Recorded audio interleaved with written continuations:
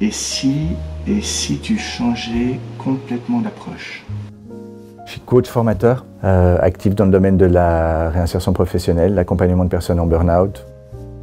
Ouais, il y a plusieurs raisons qui m'ont amené à écrire ce livre. Premièrement, j'ai fait moi-même 2 burn-out, et puis j'en pouvais plus de voir autant de gens, de proches, d'amis, qui tombaient les uns après les autres. J'ai envie déjà de témoigner, de dire qu'on s'en remet, qu'on n'est pas mal fini, mal construit quand on fait un burn-out, que c'est pas une fin en soi, que c'est pas la fin du tout, c'est plutôt le début d'autre chose. Le voir comme un signe de bonne santé, ça permet de comprendre un peu ce qu'il peut apporter.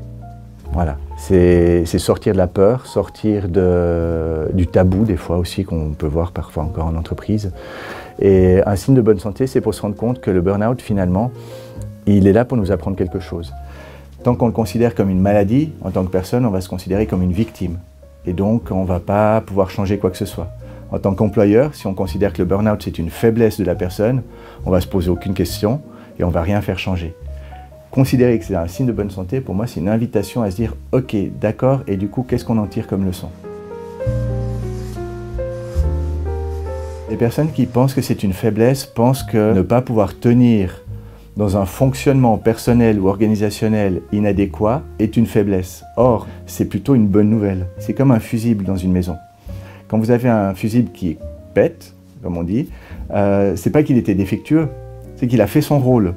Il y avait quelque chose qui n'allait pas.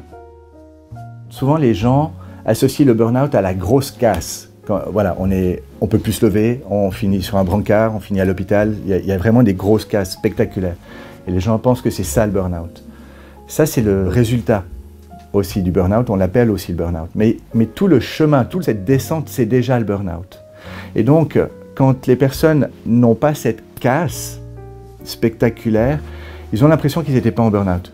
Donc c'est vraiment avec ces personnes-là qu'on doit le plus mettre en évidence ou aller rechercher tous les signes de stress, tous les signes de fatigue, tous les petits bobos ici ou là qui se sont manifestés souvent depuis des mois, voire des années, mais auxquels le corps s'est accoutumé et qui, en s'accoutumant, ne joue plus son signal d'alerte. Et on entre dans ce stress chronique qui est le plus dangereux parce que le corps s'habitue, mais il s'use et un jour, il casse. J'ai vu des personnes qui se sont pas relevées de leur barre de poids au fitness, ils étaient comme ça, puis fini, point, plus de force, fini, terminé. Mon deuxième burn-out m'a amené vraiment au point de rupture, et là, c'est un peu comme les femmes enceintes qui disent « mais comment je saurai quand j'ai des contractions ?» Généralement, le conseil d'une femme à l'autre, c'est « t'inquiète pas, tu le sauras ». Un burn-out, c'est « t'inquiète pas, quand on est là, tu le sauras ». Ben, on peut plus rien faire, c'est simple, on est à plat. Je veux dire, ça fonctionne plus, soit ça peut être un blackout, moi j'ai perdu connaissance. Ou bien c'est un matin incapable de se lever pour aller bosser. Mais c'est au-delà de nos forces. On ne sait même pas ce qui se passe. On se dit, mais il faut que j'appelle une ambulance, j'ai un problème, j'ai une paralysie. Ça, c'est quand vraiment on a tiré beaucoup, beaucoup trop loin. Quand on a été jusque-là, on a pris des risques parce qu'il y a peut-être des séquelles à vie. À la fin du livre, j'ai mis dans les annexes des checklists qui permettent d'observer tous ces paramètres. Il est capital de reconnaître les premiers signes. Et ensuite, c'est l'entourage qui peut aussi servir d'observateur, qui peut dire, écoute, là, franchement, fais attention. Mais au lieu de juste s'en tenir à ce fais attention, avoir une main de fer dans un gant de velours, c'est-à-dire maintenant, je te laisse plus faire ça. Il s'agit d'aller voir son responsable, effectivement, en disant, voilà, moi, ça fait tant de temps que j'observe tout ça chez moi. Jusqu'à maintenant, je disais que j'étais fatigué. Aujourd'hui, je me dis que je suis en danger. C'est difficile de faire ça, parce qu'on a quand même de la fierté, on est dans une société qui valorise la suractivité. Ce que je peux dire à toutes ces personnes, c'est que le jour où on est arrivé à plat et qu'on ne sert à plus rien, c'est 2500 fois plus difficile. Être une loque, être inutile, ne plus savoir réfléchir, ne plus savoir parler, ne plus pouvoir bouger, et avoir tous ces gens qu'on veut encore aider et pour lesquels on ne peut plus rien faire. Et on a le choix. On peut choisir avant de ravaler un petit peu son ego, ou au contraire de se dire, bah, tiens, ça va peut-être servir aussi aux autres, parce que ce qu'on va organiser, ça peut aussi servir, et de regarder ça comme un signe de bonne santé, ou se dire, non, non, c'est bon, je tiens, et puis aller découvrir cette expérience-là, mais il y a toute la douleur qui va avec, et je peux vous dire qu'elle n'est pas drôle.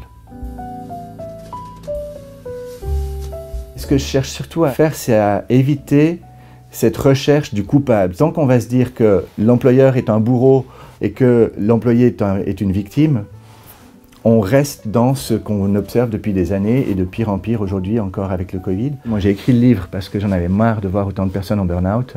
Il y a le Covid qui est venu mettre son grain de virus dans la machine.